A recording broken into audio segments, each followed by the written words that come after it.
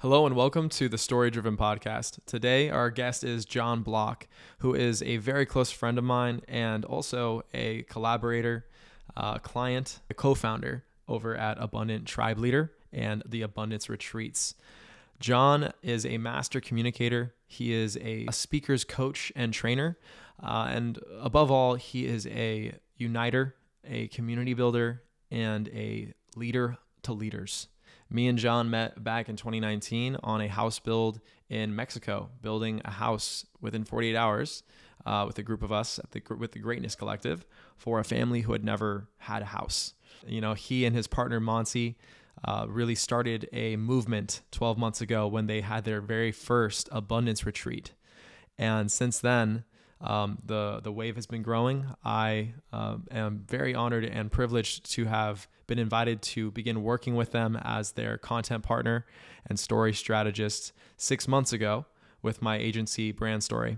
There has been a few endeavors in my life that I have had the privilege of really just feeling like we are a part of something bigger than ourselves. We truly are part of this movement of awakening and uniting health and wealth experts, alternative health, holistic health practitioners, as well as alternative wealth from tax experts to investors to real estate. So now we are 2 retreats in with them. And since helping them rebrand to Abundance Retreat from previously, they were known as the Red Pill Experience, the ceiling has lifted off of everything. I mean, we are taking off. This last retreat did roughly 400K plus in sales, putting Abundance Retreats and Abundant Tribe Leader on track for a 7-figure business by the end of this year in 2024. So I'm extremely excited to dive in. This episode, we got into so much from community building, entrepreneurship, leadership, mental health, societal constructs that lead to poor health and poor wealth practices, these sort of mainstream matrices that dictate so many of our lives, and the lack of sovereignty that we are taught in the education systems and in the corporate structure. So we really dive in during this episode, and I'm very excited to continue the conversation with Jon in multiple episodes because there is just so much to Jon Block and to the Abundant Tribe Leaders that we are really just scratching the surface in today's episode. So let's get into it. I hope you enjoy.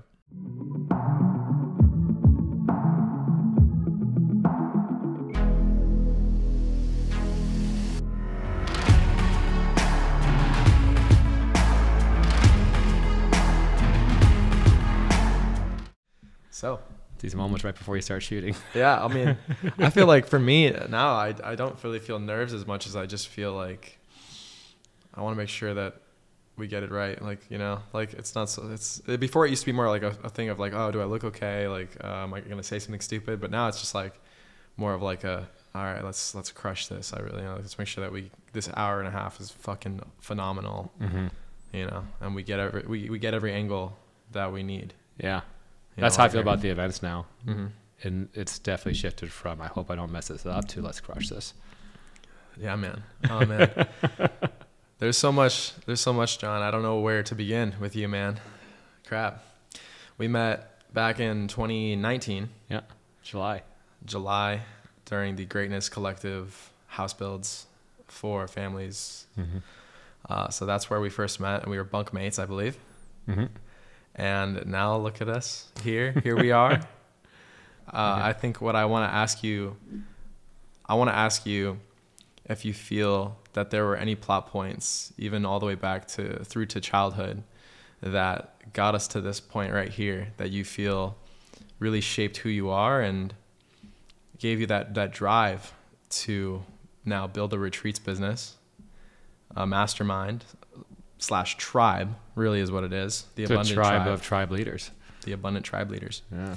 So yeah, man, tell me from the beginning, and then we can come back to the present moment and go from there. It directly has to do with my own being outcast from tribe. If we were to look at that, that's just obviously where it starts. At 12, I was teased for how I looked. I thought about things in a bigger, deeper level than most kids. Didn't really have the words to communicate my thoughts, so I came off stupid or pretentious or just weird. So it was a lot of lunches by myself, 7th, 8th, 9th grade. And this is a time when you're wanting to fit in. You know, you want to have tribe. And I was denied that. And it wasn't until late high school that I developed real bonds with friends, and some of whom you've gotten to know that are my dear friends to this day. And one of the driving forces for me in high school was to melt all the different cliques together. So a pivotal point was my senior year. One of my friends was turning 18 and my parents were out of town. So I said, we're going to throw a house party at my house, invite everyone from all the cliques, partly because we weren't really getting invited to parties anyhow. So we had to host our own. And what would it be like to have people from all the different groups together? Jocks, the academic folks, the theater kids, the skaters. And we had about 80 people show up to that, people having conversations together for the first time. And then come Monday, I saw them having lunch, some of these people, together for the first time, having relationships that would never have happened otherwise. And I knew this is the best game in town. How can there be a higher calling than this? To unify people, to bring them together. The quality of our life is the quality of our relationships. So if you can create higher quality relationships for people, to me, there's no higher calling. The challenge came to be how to monetize that, which we can get to. And thankfully, we figure out a way and now teach others how to do that. And that's really where it started. And I empathize so much with those parts of your story. Just feeling, for me, it was my brother growing up. When my brother got diagnosed with autism, it was a shock. And through my childhood, like just that sinking in feeling of like, man, I'm, here I am. I have a brother that was supposed to do life with me, and now here I am alone. And I just remember through kindergarten, first grade, all the way through, I just remember I would cry when a kid wouldn't want to come, like a friend of mine wouldn't want to come and hang out, after school and come over, and he would choose to go and hang out with his other friend. So, and that carried on through into high school even, when I kind of thought I had things figured out.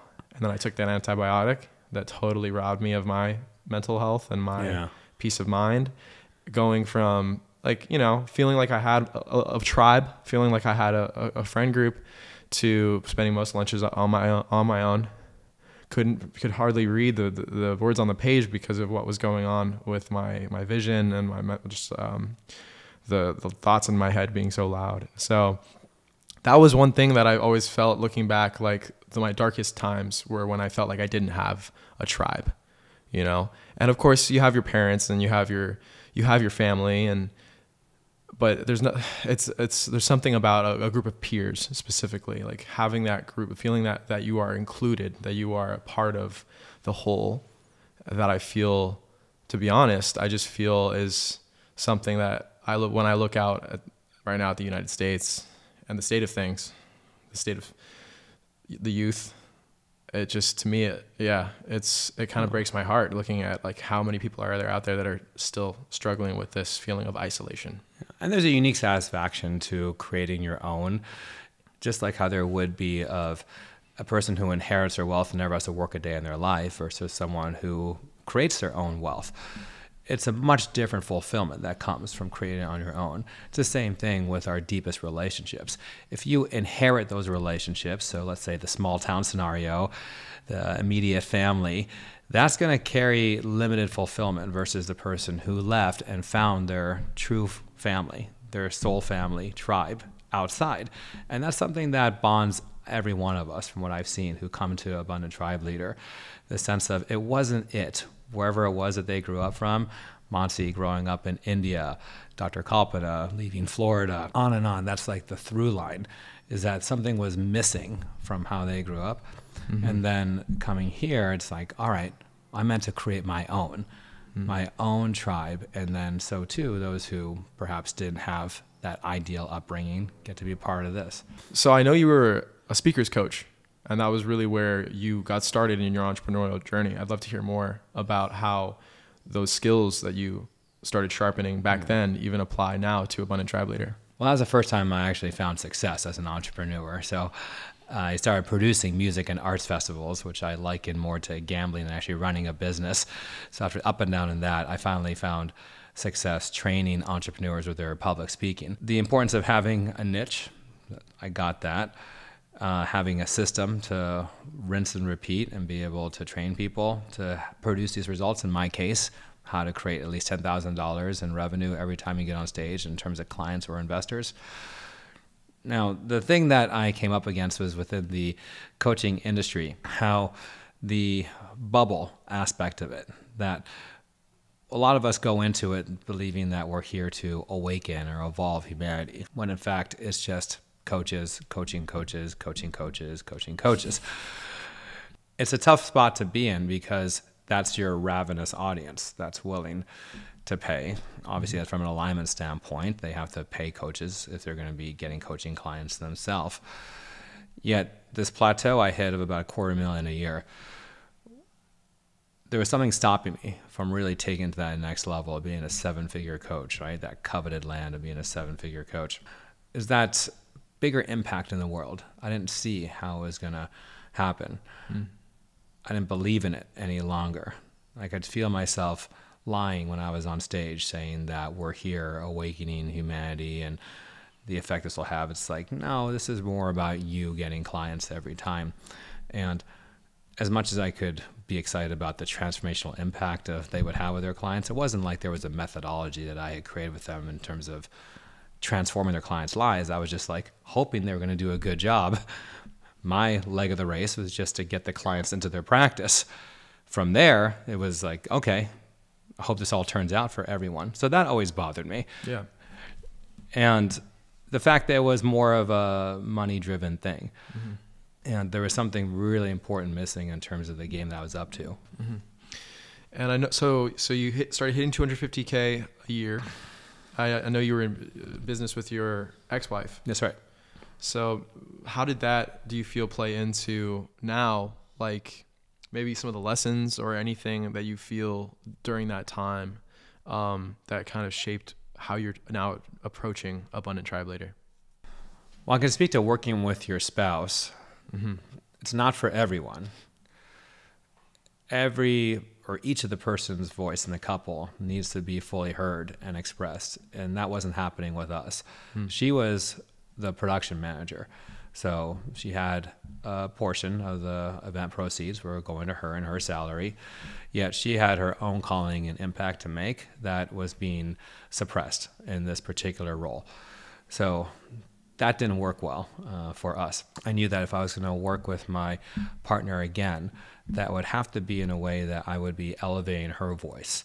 I would be really honing in on her greatness and amplifying it. And it turned out that way with Mansi, I mean, beyond what I had originally thought it would be, where basically we built the whole niche around her. Alternative health, alternative wealth. She had different businesses and zones of genius that were kind of, some in health, some in wealth, and how to bring it all together. That's where my unique experience with live events and creating Tribe came in, because it struck me that Mansi was clearly not the only one, neither was I, who was drawn to these things. I was on that track of alternative health and alternative wealth. She just was much further along as an expert in these areas. So how do we call forth those people together as a tribe? Other lessons from that time is to keep evolving. If you're not around people who are evolving you, then take what's working. Don't just throw baby out the bathwater. I mean, it turns out that's what happened. I think there's this tendency I've had to tear down, rebuild. There's some appeal, I think, to that Jerry Maguire scene of just like, I quit, I'm out. And I think I would be less dramatic about it now. I think I would look at my assets I had currently and say, all right, well, how do I pivot and create some passive income through an online course and just be more multifaceted as an entrepreneur as opposed to just all or nothing with it. So if I had greater wisdom at the time and a larger perspective around my financial future, I would do that differently. So now we're moving closer into the present here. You guys have done 3 retreats so far with Abundant Tribe Leader. Brought me on just before the second to last. And I'd just love to I'd love to know, why do you do it? What gets you up in the morning and gets you excited to build this tribe? Man, I can't imagine doing anything else with my life. And I've tried other things. This is what I always come back to, is creating tribes. And the piece that was missing about the bigger game in the world, when that locked in for me, probably with each retreat it becomes clearer. I had some inkling of it going to the first one, and then seeing who shows up, seeing the conversation that comes up, because as you know, obviously, we have a decentralized model of leadership. Yes, it's us up there, yet our job is to really empower the sovereignty and the wisdom of the group, to call forth a genius within you that you didn't know you had, that you may suspect it was there, to unleash it, to have it be heard in a group setting like this. And then those ideas become real, the collaborations, and let's go. That's why across these days it's so transformational. I've been in enough trainings where that was not the case, to know that that's not really what empowers people, where it's more of a guru-centered, I'm trying to learn their system so I can have their results in some version of their life. No, the prime directive, as we say, is to empower your client's sovereignty. So that's the altar we worship at, is the sovereignty of each individual there. And then when you have people like that are on such sovereign tracks, you could say the paradox is that the community bonding is at the highest, because you have a bunch of outliers who are standing for their truth, yet it's friggin' lonely and tough to be out on your own. You need other people at your side. And that's why the bonding is so enormous. I'm losing track of your original question. Was that it? I think that it was your why, and you really got into it, the why, like why do you do what you do here, building specifically a tribe in alternative health and alternative wealth? I'd love to know why alternative health and alternative health. Gosh, there's so much to say about this. And I've learned to temper some of my beliefs around this, to make it a little more palatable. Well, maybe we can begin by, for those of who might be wondering, what exactly are we talking about when we say alternative health, That would be a great place to start. Right. If we look at what is the mainstream approaches to health, we'll start with. So it starts as a kid, where go see your doctor. You got a cold, go see your doctor. So I remember being 7 years old, having a cold, go see the doctor, and then he would write me a prescription, and then we would go up to the Rite Aid, and then we would drop it off, and then we go shopping at Ralph's, which is next door to Rite Aid, and then come back, half hour later and get the pills, and then I'd pop the pills at 7 years old. So this happened enough times as a kid where it struck me, oh my gosh, my doctor, all he does is just like write me a piece of paper and I go get drugs with it. And they're called prescription drugs. And it just struck me like, where's his like wisdom, and like how is he actually, what I would say now through a more mature lens is, how is he empowering me to become better at my own health?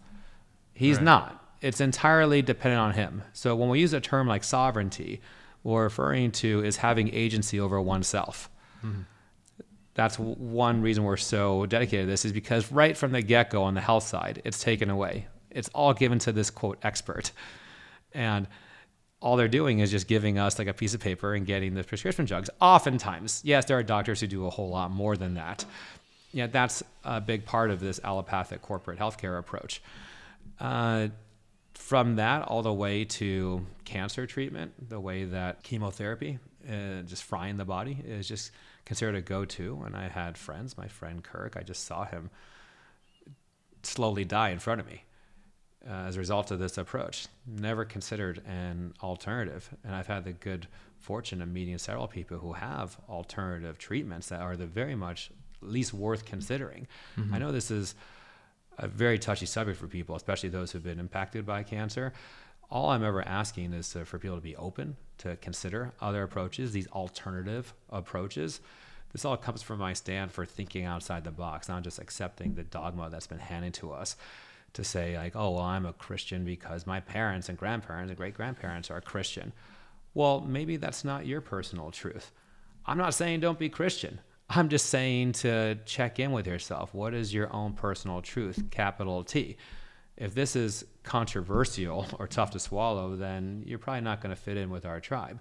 Yeah, if this makes sense, like, yeah, I really should decide what is best for my body and my own personal truth. Then that's the start of a connection that we can have and then go from there.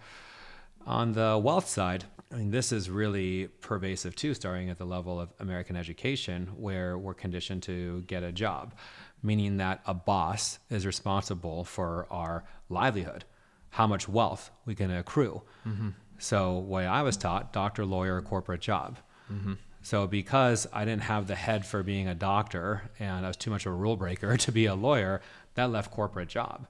And I went to business school at Emory my first year.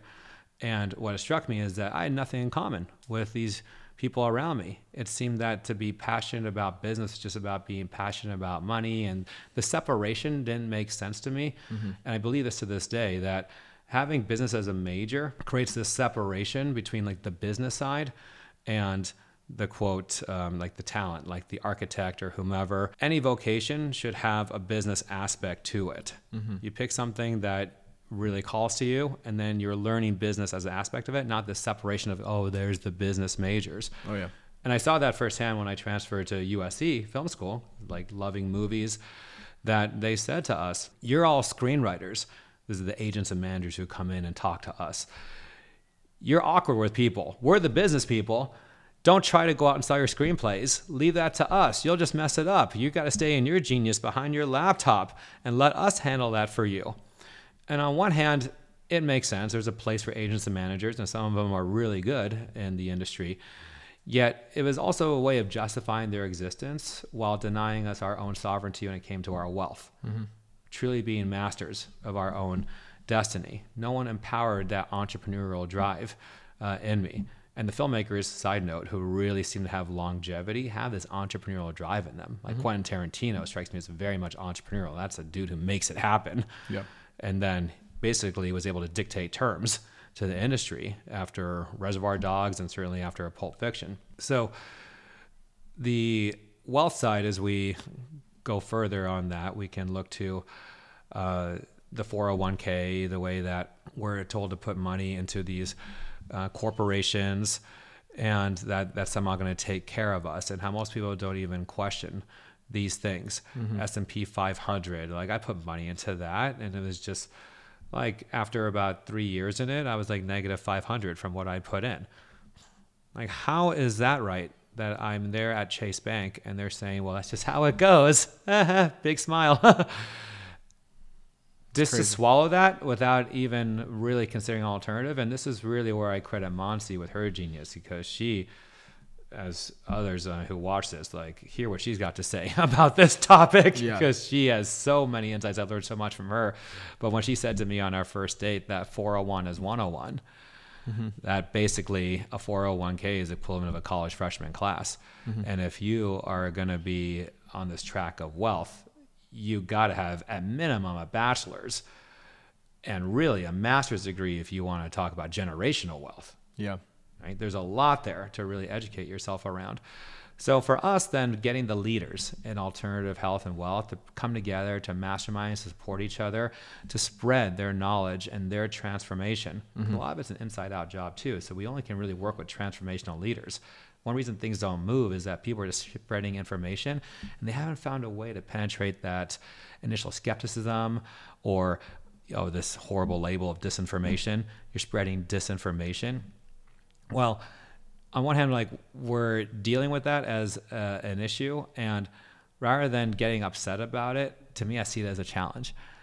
Well, how do we communicate in such a way where the truth just penetrates so deeply mm-hmm. that it can't help but resonate soul to soul? And that's a big part of why I'm so passionate about communication. My background with public speaking, like, now the game is broader now, mm-hmm. not just about speaking from stage and getting clients. Like, yes, we help them with that too. That is a big part of it. Yet also in every conversation, Yeah. How do you open up that curiosity and have them ask you more questions and be able to see that truth? You know, one thing that really struck me about the first retreat that I experienced with you and Mansi leading, which was last, I believe, the end of September of 2023, was how we started and we really honed in on, and you both taught communication skills in a way that I had never, looking back, I thought about it through school and I said, we were never taught this stuff. The basics of respectful communication that leaves both parties or however many parties involved feeling seen, feeling heard, feeling honored and respected. That was like kind of a mind fuck to me. I was like, how have these basics been stripped from us? This ties into entrepreneurship, right? Like having the sovereignty to be an entrepreneur comes from, entrepreneurship is all about relationships, about effective communication. And these are things that they just kind of kept from us, these basics. And then tying into, you know, starting with that communication, seeing the type of tribe now that it builds, a cohesive unit of everyone feeling seen, heard, not judged for who they are, but ultimately, yeah, just a very, it almost felt like a sacred community because of that. It like is. There was no gossip. There was no disrespect. Everyone holds each other to their highest standards, or to their highest. We see the best in each other, you know? And so I'd love to ask you about that, you know, about how you go about building tribe and how you feel Abundant Tribe Leader is different from any of those, you know, other masterminds or programs or gurus. Our audiovisual tech at the retreats, Anthony, said something that really spoke to me and I thought nailed it. He said, John, at these events, people treat each other the way that we're supposed to treat each other. Mm-hmm. And I believe that comes from my own sensitivity to how mistreated either I've been, and on a bigger scale, how people are mistreating each other. So my own personal sense, like I shared around the bullying, being told I was stupid or ugly and not having my voice heard, the sheer lack of curiosity and raising me up at all. On a larger scale, the polarization, see it my way or else on the particular issue. It's so pervasive. We see it in politics, on the vaccine, fill in the blank issue, see it my way or else. Yeah. And that's something I really want to go to the mat for, or go to the mat with, when it came to the communication paradigm. So the 3 levels of communication: suppress, express, unify. That at the highest point, it's about unifying through all of our communication. This is a requisite ability as Abundant Tribe leaders. One reason that we salute Martin Luther King as a tribe leader. It wasn't so much, we got to end segregation, white people have been taken from us for far too long, we've had enough. There are others who are beating that particular drum. His was, I have a dream. People will be judged no longer by the color of their skin, but by the content of their character. I have a dream.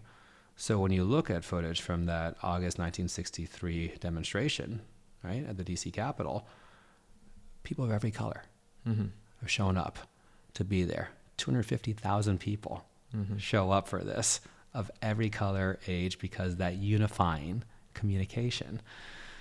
That's what we're up to. So when you have people like that who are standing for this higher unity for humanity, of course it's going to bring out the best in each other. You rise above petty differences. We talk about ego and where ego might be coming in. So I think it was Wayne Dyer said it's edging God out.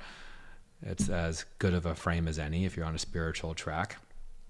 Notice, like, is my ego what's present? There's this attachment to, like, I want to be heard. Now, this is an interesting one because it is a fundamental need to be heard that I put in the same category as eating and sleeping, to be heard. Yet, what happens when you're not heard by someone? How angry you get, how your controller comes out. And I got this part of myself too, I'm also aware of.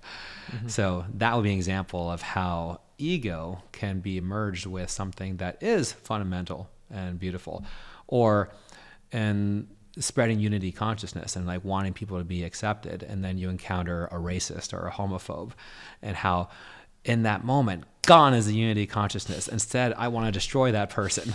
Yeah. All right. Or lobotomize them. So that is another example of that ego controller coming in. This is why activism doesn't achieve very much. People have not made peace or reconciled this ego controller part of them in the way that, say, a Martin Luther King has. This is a big part of our context with ATL. I love that. Oh man, so many different directions to go. You know, what's coming up for me is, you know, beyond the, you know, the communication, which I feel like I personally am curious. I feel like the viewer might benefit from a little hot AC guidance, because I really did enjoy this. I remember it was at the first retreat that I was at, and it was this was it like an analogy that you used, the hot, the HOT, and keep then it hot AC. and turn up the AC. Yeah, could you share that? This is the principle that Mansi and I came up with together. Keep it hot. Hot stands for honest, open, transparent. And turn up the AC so it doesn't get too hot. AC stands for acknowledgement, curiosity. So people do a pretty good job in this country, anyhow, of the United States, of keeping it hot, honest, open, transparent. So this is like every outspoken person on social media. We talked about activists. I'm speaking my truth. So going back to the communication framework, this would be level 2, express. If level 1 is suppress, like I'm keeping my voice silent, I don't want to rock the boat too much, then the level 2 is to express. I'm speaking my truth. And the mistake that people make is that there's only 2 options. Either I'm silent or I'm expressing. And what that leads to then is this honest, open, transparent communication, which on one hand is great as opposed to this suppression level. Yet it does lead to arguments oftentimes. Mm-hmm. That you're not there to raise others up, to really prioritize, are you feeling seen, heard, respected, acknowledged in this conversation? And that's why I say turn up the AC, acknowledgement, curiosity. And it could be as simple as, you know, Evan, I just love your communication style. Were you trained in this? Or are you just naturally this way? I acknowledge you. And then there's curiosity to go with. And in that space, yes, you're being raised up, and it's an authentic thing, gang. I think we all have some authentic acknowledgement, curiosity part, unless someone is to their core narcissists, which it's debatable if that is a real thing or not. I know some people believe that it is very much a real thing. Yeah. I would say that the people that come to our retreats, that's a non-issue at all. There is a very healthy part of acknowledgement, curiosity that we're activating with them. And with that, sky's the limit, especially when you get to be around really high level people who have some people trying to take stuff from them. Like I remember running into Ryan Gosling one time outside the Viper Room. And there are people just like asking for photos and just like fawning over him. And so at the Viper Room, I said, Ryan, do you play music?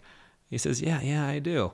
And this was like 6 years before La La Land, right? So I knew he played piano before a lot of other people did, but he told me all about his piano. I just saw him light up around it because I was genuinely curious. Or when I met Magic Johnson, I said, do you enjoy these meet and greets? Like, what's it like for you? What's it like to be Magic? Yeah. We had a nice back and forth, and they had to tap me on the shoulder because we're in the conversation, like, keep the line moving, buddy. Next person. Yeah.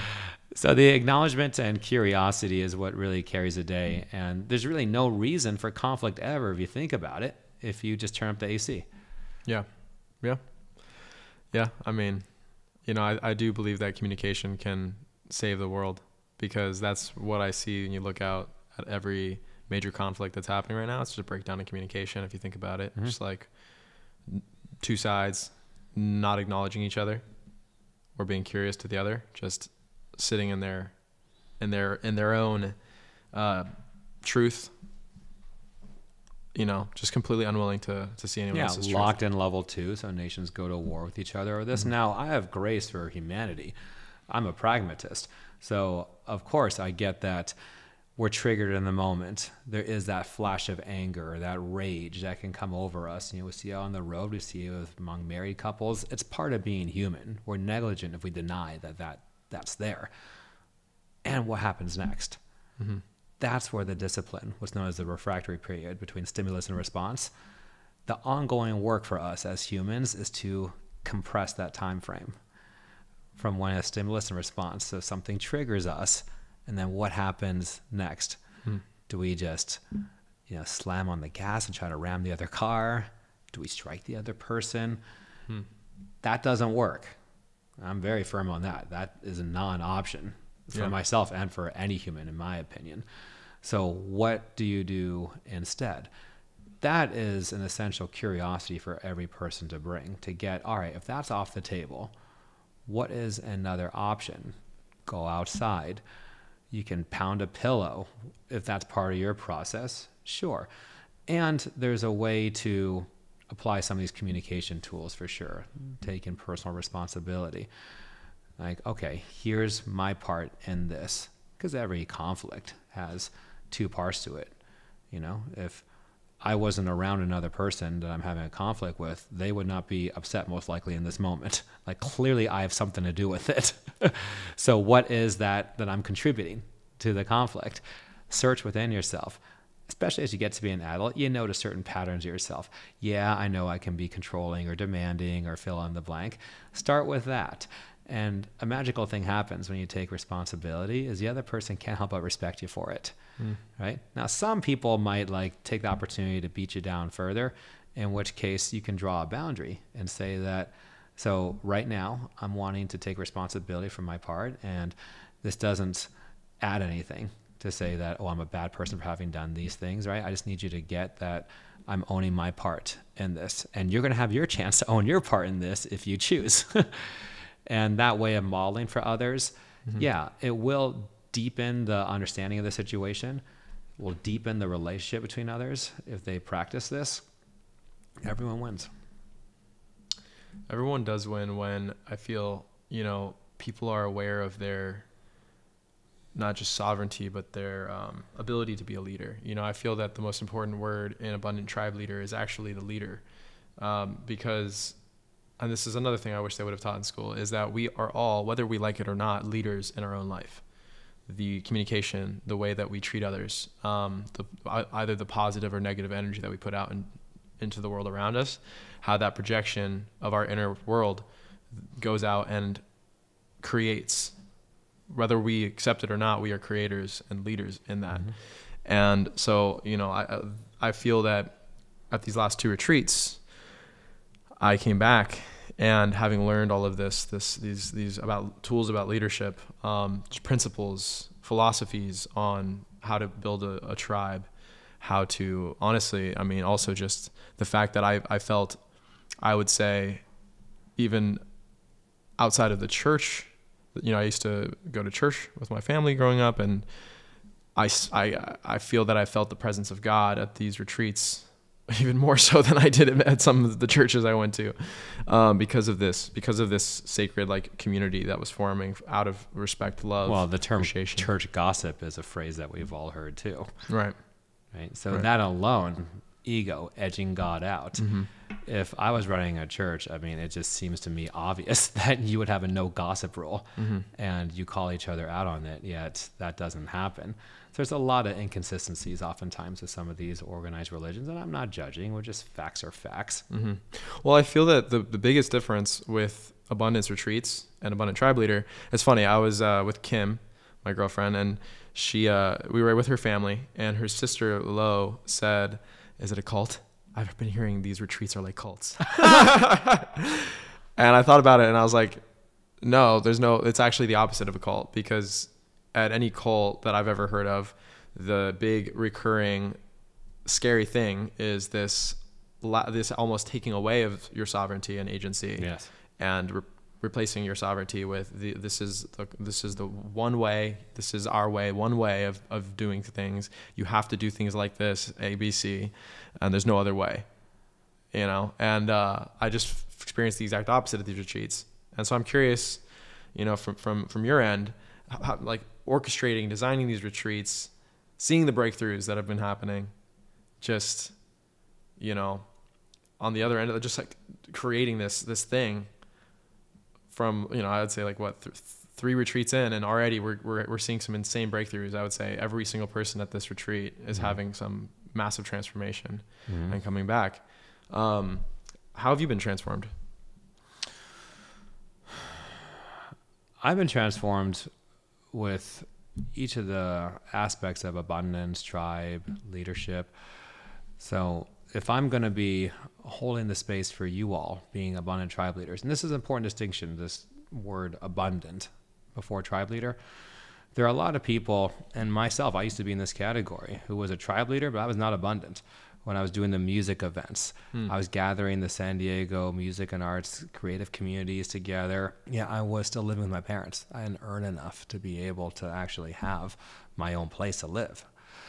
To throwing house parties later on when I was doing real estate development and creating the tiny house villages. Right. So in that 4-year stretch, I was still craving community. So I had a good sized house, and I still have that house, and I would host parties there. And I was not abundant in the role of tribe leader. And it always struck me that something as critical as tribe ought to be assigned a value to it that, and this might be an opinion that others don't align with, yet if something is so important to someone's life, whether it's personal transformation, whether it's curing their cancer, whatever it is, right? Saving them millions of dollars in their taxes. If something is so valuable to someone's life, that person should be paid who's delivering that service. So it's incumbent upon us who are in this role, who recognize this, to put some sort of price tag on it, right? A price tag that is, frankly, a fraction of the actual value that the person receiving by being a part of this tribe. So to really hold that context, and this one reason is so important because this is how you're able to do it full time, just on a basic practical level. Right. If you're not abundant enough where you can do this full time, it's not sustainable. You'll be caught up with your job and then not hosting like many gatherings, or the gatherings you host are going to be just inconsistent, not really have a purpose to it. I know I've done so many parties. So to make this your vocation, like this is your occupation in life, is tribe leader, is something that is really important. And one thing we talk about is, you know, when I was growing up, the term influencer did not exist as an occupation. So new occupations get invented, like I don't know, all the time, but regularly they get invented. This is a new occupation called tribe leader. So my own evolution around this has been, well, I have to have no limits around my own abundance. Right. You know, so what we charge to be part of our tribe is, by some standards, it would be considered a lot of money. It's all relative, of course. Yet some would see it that way. Yet what we're aligned with is that the value you get, and there's a lot of value that our tribe members get in between the retreats. Like, I mean, we could go on and on, a separate conversation about what we do for them, the services provided, how we source from people within the tribe, from people outside the tribe, to really just cover them as much as possible so that they can truly thrive and have the abundant tribe leader like occupation like down with for them. Like, we're obsessed with providing this value and to make it like basically it can't be messed up. If someone just shows up, we got you. So then opening up the channels for our own abundance and then allowing others to experience that too. The reason I'm harping on this one, I think, is because there is a stigma of sorts about monetizing something like this. A lot of people in the spiritual community, spiritual entrepreneur in quotes, community, seem to deride the notion of actually being abundant, or they'll talk about it, but their actions don't actually match up with the frequency of abundance. We don't really have space for that at the retreat. If someone is ambivalent about making lots of money, then they're just not going to fit in.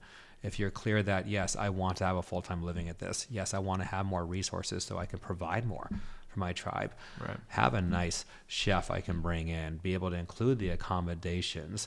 I want to give to other people's causes, be able to support other entrepreneur ventures that I believe in. Some up-and-comer who's got a great idea to really change the industry or change humanity. Yeah, I want to put money towards that. How else have I evolved? I would say that I've attained a certain comfort level with my role that I didn't have even at the first 2 retreats. Like, in some ways, like I was still figuring it out still, like, who are we about? What's our mission? And you've been a tremendous support this. Like, truly, I mean, I can't say enough about how all the conversations we've had, and then you reflecting back to me like, okay, Jon, this is really you at your authentic self, and this is who you get to be for the tribe. So now it's just a lot of fun. And Yeah. I bring that fun to the retreats, from the dance parties to the battle of the pods that we had. Yeah. That was fun, man. I felt like a kid again. Yes. Everyone could say that. Yeah, there's just such a lighthearted, it really does feel like we're just kids playing in a playground over at that retreat, like really when it came down to it, I look back and I was like, I haven't felt that light, both from the vegan food to literally what we're putting into our bodies, to the really just the limitless possibilities that we tap into for ourselves, for our businesses, when we throw out these preconceived societal constructs, these expectations and limitations we placed on ourselves because of the way that society or the matrix said we need to do things. And actually, speaking of the matrix, I'd love to bring up that it was called the Red Pill Experience initially, and then we moved into Abundance Retreat, and I'd love to kind of just pick your brain on like, what about the matrix do you feel like, what do you feel about the matrix that really like you kind of pulled that story and used it in a way that for our holistic health practitioners and alternative wealth investors and people coming to this retreat, like what does the matrix have to do at all with all this stuff? Well, I was at Emory University as a business major, so I entered fall of 1998 as a freshman. So the Matrix comes out in March 1999. So I go to the theaters in Atlanta to go see this movie that people are buzzing about at that time. I was kind of late to it. I'd already been in theaters for about 2 months when I saw it. And I'm watching Keanu Reeves in his cubicle, and maybe because he's ethnically ambiguous like me, we're on similar lines. I've always kind of had like a relatability with Keanu Reeves. And then seeing him in this cubicle job, which basically was him on the corporate job route that I was on. And I saw myself as him. I've always been a lover of movies and related deeply to certain characters. When there's truth, it really penetrates me. And then for him to realize he's trapped in a matrix, that this is all just a simulated reality designed to keep him, as they say in the movie, a slave, a cog, just repeating this over and over. So I correlated that with a corporate job where, as I heard many other people who've worked in corporate America, that was as far as I got, because I quit after freshman year to go to USC. I was so inspired by this movie and previous movies I'd seen like Pulp Fiction or Glory that had really spoken to me, that I wanted to pursue filmmaking. Yet this idea of corporations is one type of matrix to be trapped in, as in, I don't believe necessarily in the products that we're pushing out. I don't really believe that it betters humanity. It doesn't really stimulate me in terms of passion or purpose, yet the health and benefits and dental, how expensive that stuff is. I'm really glad that they got it for me. I'm able to have this house, right? The whole construct was a matrix, it seemed to me. And I think for a lot of us, if you talk to enough people who have, quote, escaped corporate, they would echo this type of sentiment. And it brings to mind a larger issue. The website for the movie is whatisthematrix.com. And that's been a question that has stayed with me. What is the matrix at any given time? What is the system of control that's stopping people from having their highest self-expression in the world? Now, as we look to health and wealth, there's certain things that I've been getting really curious about. It's one reason I believe I attracted Mansi into my life, who is so passionate and so brilliant with these two areas. Yet when I saw the health, like I mentioned, the doctor just writing me the prescription, to seeing how cancer was handled, and just the system of healthcare that didn't seem to really illuminate the spirit and the natural healing power. When COVID happened, they're talking about masking up and social distancing. And I was like, how do I boost my natural immunity? Now, this should not be a controversial question by any stretch.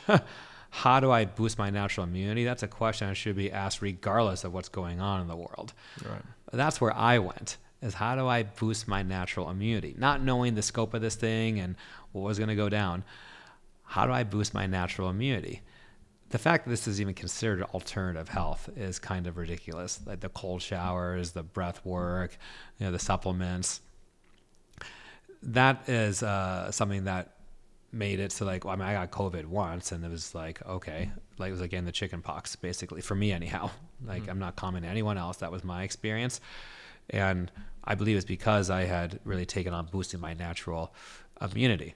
Now, I do see that as a particular kind of matrix. And if someone were to look at, well, where the interlocking matrices between big pharma, big tech, the idea of shadow banning certain people, denying their expression, labeling disinformation. Speaking of shadow ban, we might have to censor some of what we just said. What do you think, Ian? That might be a good idea because we might get shadow banned for the conversation we're having right now. You started the Matrix conversation. I didn't bring that up. That was you. Hey, man. I mean, I'm cool with it. Hey, if we get shadow banned, I still like the real ones. Still gonna see it. Well, it's one reason we're working on community.health. And this was an idea that sprung up on the last evening of the retreat as we were in that particular state of consciousness. That it's time for us to create our own YouTube for alternative health and alternative wealth. Yeah. Where nothing can be shadow banned. Yeah. And to have our own real estate on the internet, community.health. So we're developing that. That's exciting. What else is next? Empowering more tribe leaders to have more tribes out in the world. That is the focus right now. We see tribes as being the next level beyond masterminds. The term mastermind, like the term community, has been watered down so much. It's been devoid of a lot of its meaning. It's trendy right now to sell a mastermind. And, there are people whom I respect, who I learned from, who sell how to create masterminds. Yet, tribe is taken to a whole other level. Tribe is this element of soul family. So some people have gently accused me of cultural appropriation. For what it's worth, we appropriate from all cultures, not just Native American, if you want to call it that. When I say that we appropriate from all cultures, in the same way that I eat cuisine from all countries. I mean, I love Indian food, Chinese food, Thai food, Brazilian food, Caribbean food. I love it all. So I love so many aspects of this culture as well. Yes, I want to learn their dancing, their chants, and their practices. I love it. I see myself as a citizen of the world before anything else. So a term like tribe is very resonant for me, as in soul family that's got your back no matter what.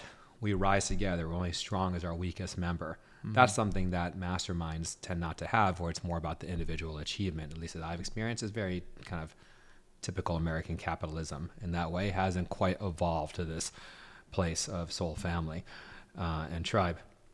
We use other terms like Ubuntu, which is from South Africa. So Nelson Mandela, in unifying South Africa after apartheid, used this concept of Ubuntu that was known to people and evoked that part. A person is only a person through other persons. Unity consciousness. We don't have a word in English that really nails it the way that they do. Ubuntu. In Hawaii, the term pono, to be in right relationship, mean nothing in the space between you and others. No projections, no judgment, no resentments, no withholding. To be pono with others. Again, no word in the English language does as good of a job capturing that as this Hawaiian term pono. So this is all part of our collective culture there. So the tribe part really, really speaks to me. So creating more abundance tribes out in the world, where I see a world where someone graduating from high school who's a mission-driven entrepreneur, as opposed to this default question of what college are you going to, which to me is a matrix. Right.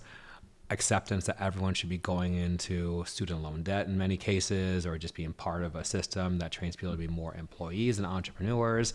These business classes that, having taken them myself and now having been an entrepreneur for 17 years, aren't as applicable out in the world as an entrepreneur.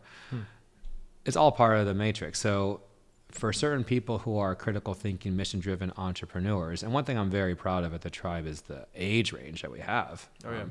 25 to 70, right? Yeah. Because this is psychographics, not demographics. It's alignment of values. So if someone graduating high school could say, what tribe should I join? Hey, what tribe are you joining? And then this becomes an annual membership that you're part of, just like how you have a school year, only this is your tribe that's empowering your health, wealth, and sovereignty.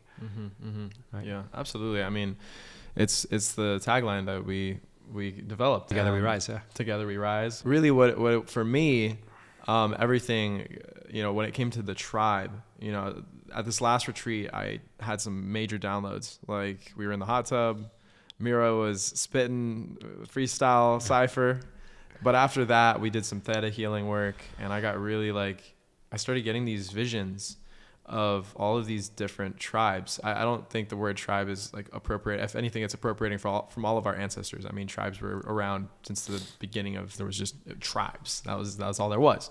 And I started to see all of these different, through time, these different kingdoms would rise and fall. In my head, I was just seeing these different tribes form, building these massive empires, where oftentimes, looking back to the fall of Rome or to the fall of the feudal Japan, these different societal structures that formed around these hierarchies, I started to sense that there was this control that started to remove the tribal element out.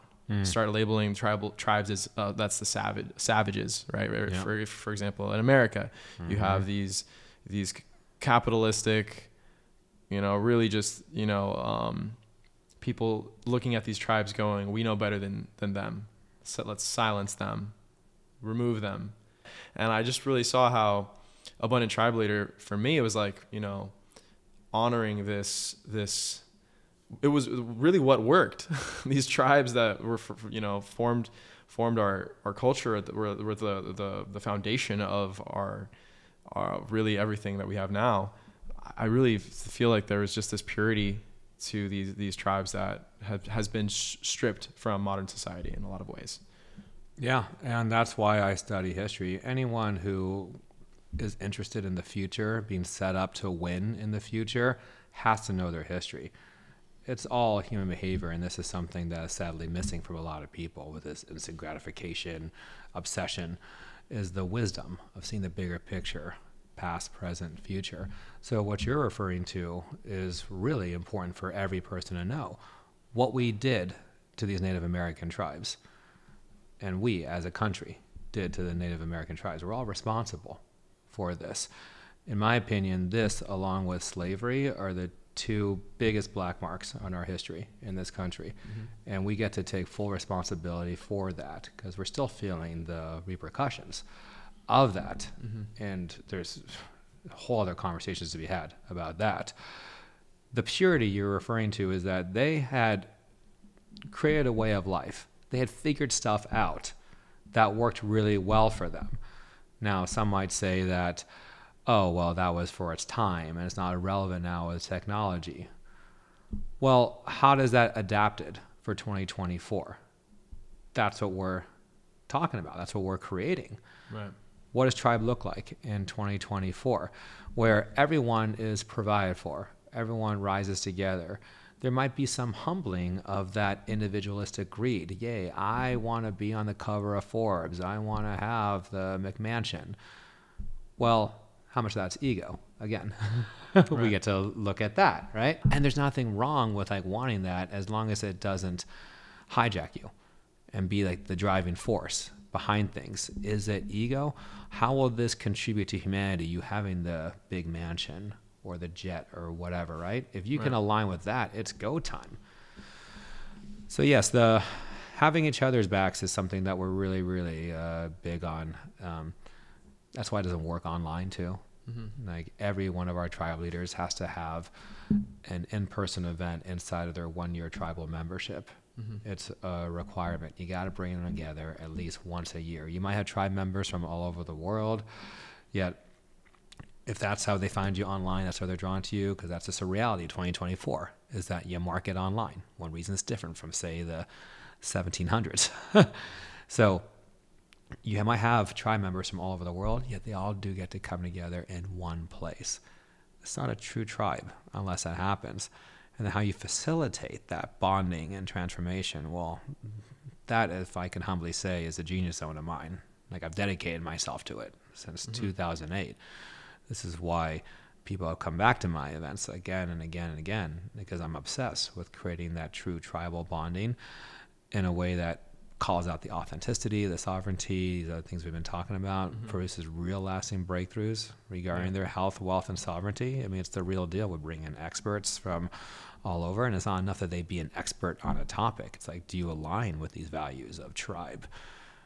So we get to be really selective too with whom we bring in. It's not the easiest work that we've taken on, me and Mansi, to be frank. There are others we've seen who do versions of this, yet you can tell that when they bring on like a so-and-so big name, or so-and-so has created this much conversions online and we can learn from them.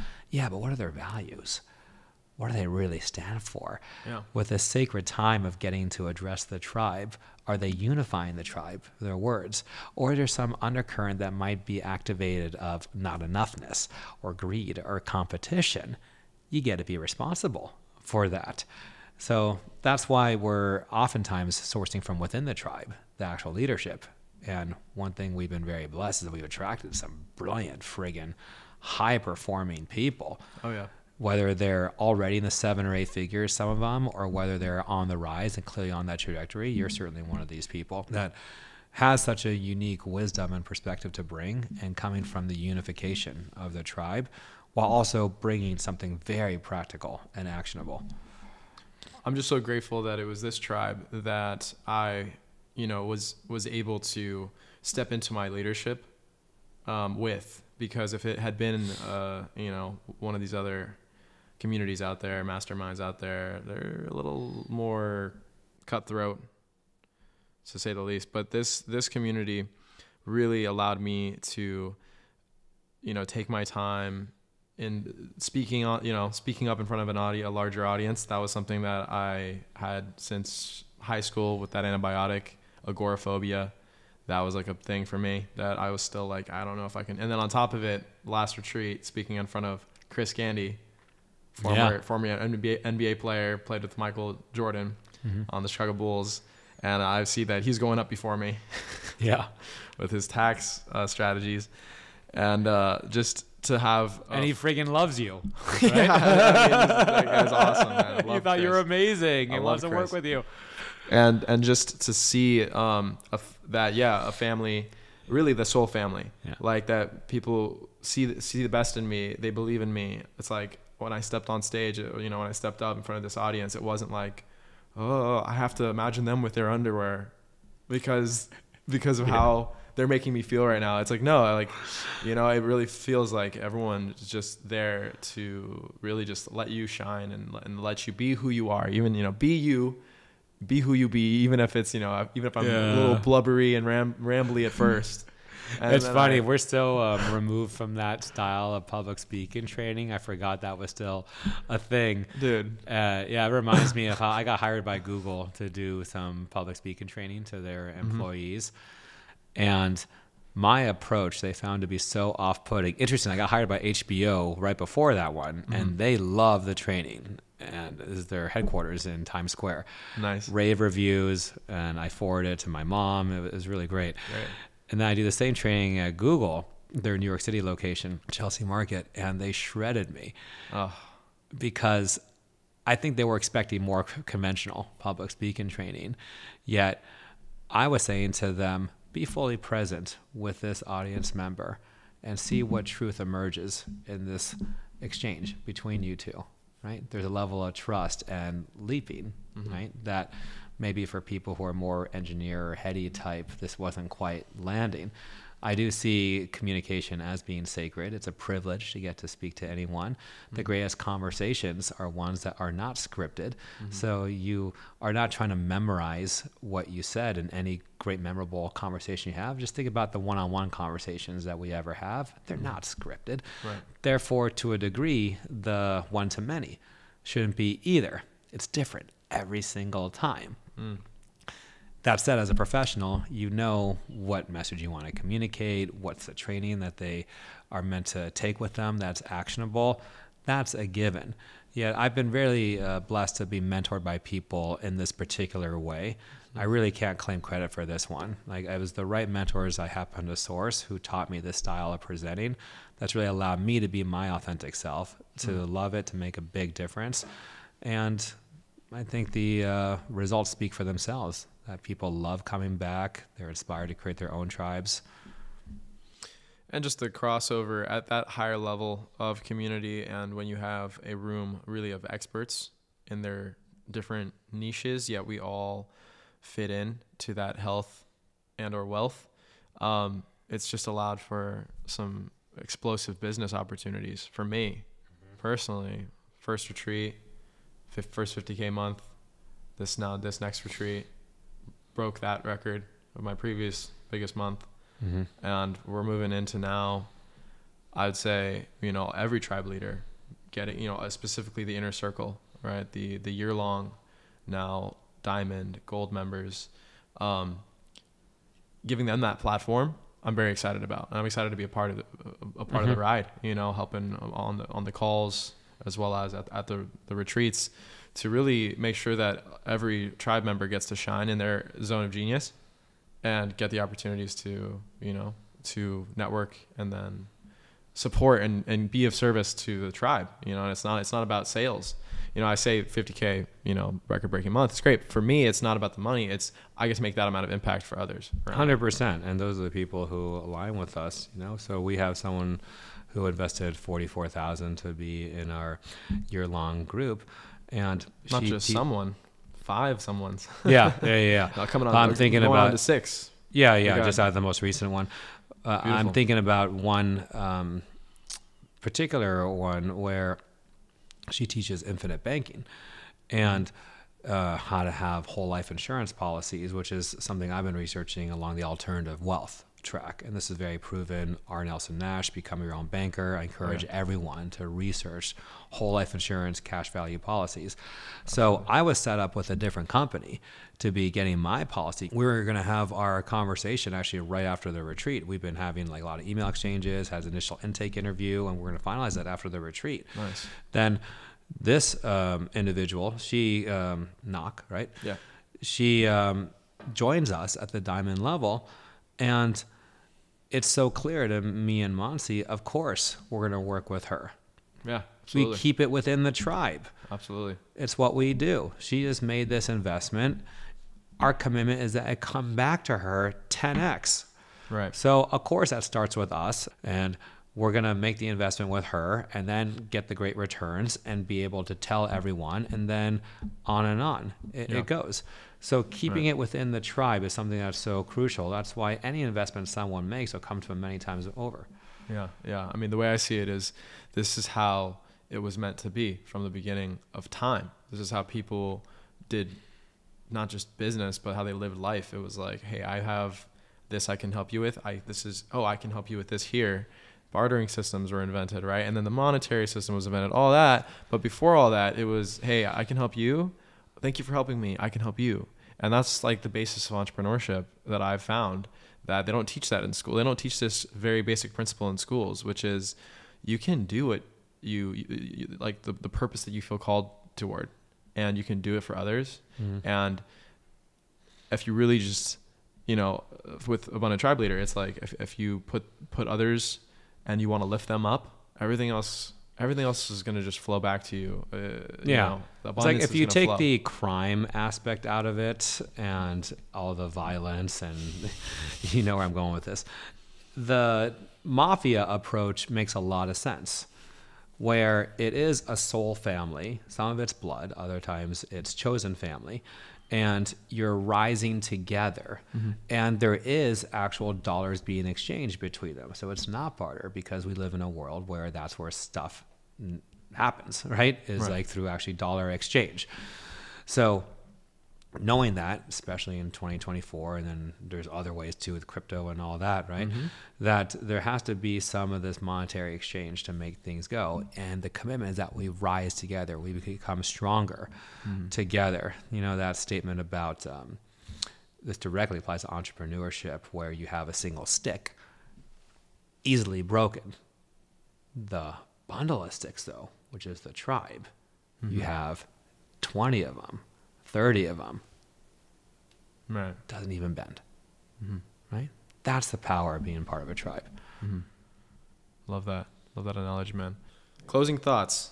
Jon, it's been a pleasure to work with you these last few months, man. It's been a ride, man. It's been a wild ride, and I feel like we're just taking flight. We just barely left the nest, and we're still, I mean, so much. So I appreciate you so much, brother. Oh, thank you, brother. I really appreciate how you've empowered my leadership, my own business savvy, and saying yes to being this abundance container for our lives and for our tribe members. It's been a lot of fun too. Hell yeah. Like this is something that bonded me and Mansi from the very beginning. And actually I grew up with this too, with my parents being entrepreneurs, was having your closest friends be ones you do business with. Oh yeah. Yeah. That this separation, that's for JOB people. When you're entrepreneurs, there isn't that separation between personal and professional. It all Life and comes business together. Oh melds. yeah. The house parties, the getaways for the weekend. These are people that you're meant to go deeper with. Because let's face it, if you have a getaway for a weekend, you can cover so much ground versus a Zoom meeting here and there. Yeah. People stifle their own growth and potential in ways that they don't even realize.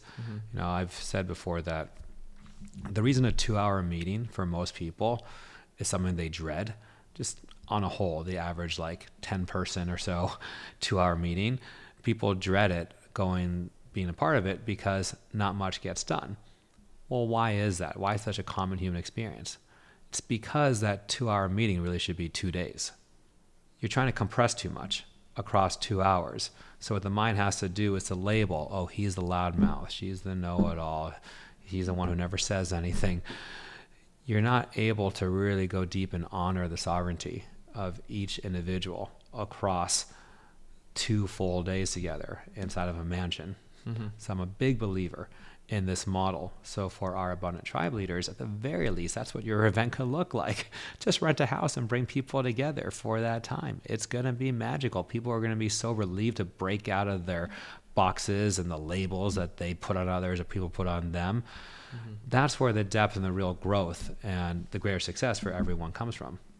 What would you say to someone who is a JOB person, but they're watching this and they're an aspiring entrepreneur, or they're considering it, or they're intrigued, and they're like on the fence? They're like, is that for me? That is the right question to ask. Is it really for you? Because it's not for everyone. There are people who, for whatever reason, they're really drawn to the security and stability of having a job. They like the particular company they work with. Hopefully they believe in their values and believe that they're contributing something positive to the world. So I would start with that. If you are, in fact, someone who is in the employee type role, we honor that, and be discerning. You know, don't be a rep for big pharma. Be discerning with the company that you're aligning your precious energy with. Are they bringing something positive to humanity? Now, if you're like me and are essentially unemployable, have issues with authority, have this big calling that you're meant to live a boundless life, truly a room with no roof, a mountain with no top. If you resonate with that, like that's how I'm meant to move through life, then clearly entrepreneurship, investing, this is the world that you're meant to play in. So from that place, what excites you? We were in a conversation last night about passion and purpose. And the passion part, it's important for someone to distinguish between the two. So passion is, what's the thing that turns you on that you can just do for weeks on end and have more energy at the end than the beginning? Purpose is, how do I contribute in a lasting, meaningful way to others? Mm-hmm. Passion is me focused. Purpose is others focused. Mm-hmm. I would ask anyone, which one do you think is better for your business? The purpose, to my mind, I think passion is a little overrated. I believe that purpose, you lead with that. How do I contribute to others in the most meaningful way possible? Well, yeah, others can get on board for that. You'll ignite your passion for contribution.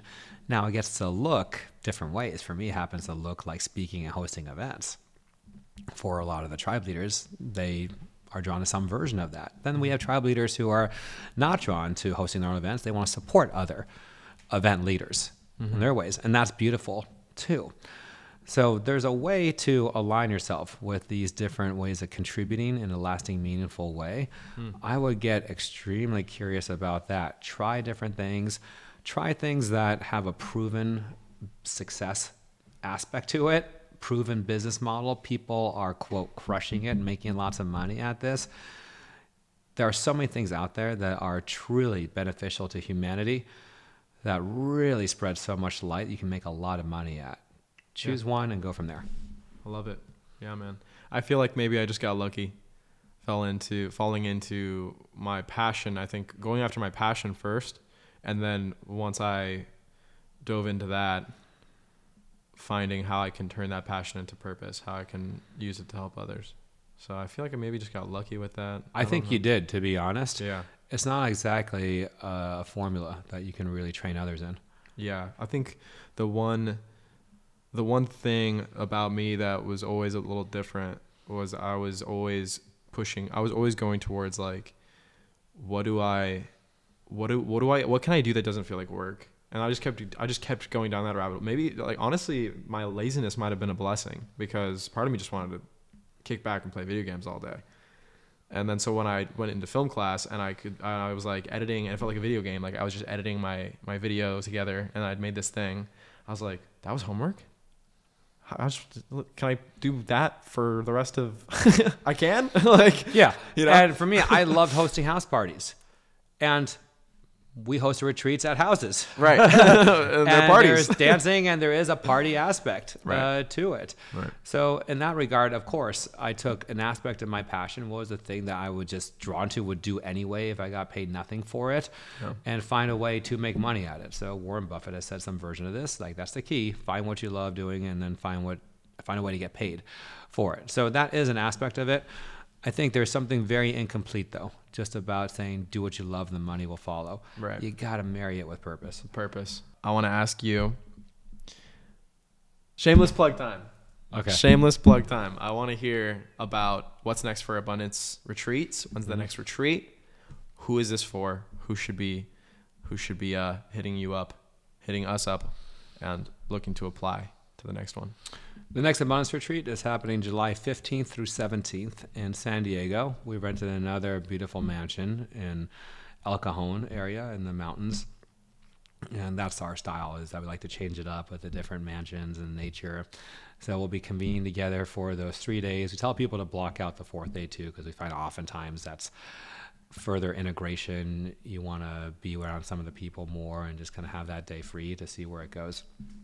That's the next Abundance Retreat.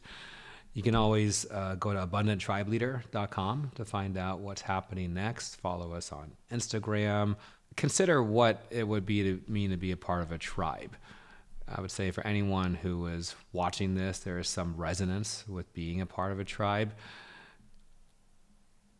In my experience, even if people are part of, quote, communities, it's a whole other level what we bring. And again, if we're going to do shameless plug, I'll say that I'm world class when it comes to this. I'm obsessed with it. I believe that there's no higher calling, going back to when I was in high school and through that first house party, that there is no higher calling than bringing people together. And I've done this enough times, the multi-day in-person events, been to so many, that I've taken the best of everything. And that's the experience that people have at one of our Abundance Retreats. So would love to see you at one. Well, I'll be there at the next one. I'm screaming from the hills. Like everybody, I feel like one time in their life needs to go to one of these abundance retreats. Truly life-changing for me. So thank you, Jon, for having me join the team and, hitting me up back last fall and getting me on board, man. I'm so excited to be on your team, man. Just keep creating together. Thank you, brother. Together we rise. Together we rise. I want to give you a big hug. Heart to heart as always. Love you too. All right, that's it for Jon Block's episode of the Story Driven podcast. Jon, I'm sure, will be back on the podcast as now a partner and collaborator in Abundance Retreats. Be sure to follow Jon Block. I'm going to go ahead and leave the links in the description so you can be sure to stay connected with him and his tribe building. Also, if you feel called to join us at the next Abundance Retreat in July, please be sure to reach out to Jon or I ASAP because spots are running out. We would love to see if you are a good fit for the tribe and if the tribe is a good fit for you. And we hope to hear from you. And if you enjoyed this week's episode, be sure to tune in next week where we will be interviewing Mansi Shah, the other half over at the Abundant Tribe Leaders and Abundance Retreat. Thanks again for tuning in. I'm excited for next week's episode and I hope you are too. I'll see you very soon.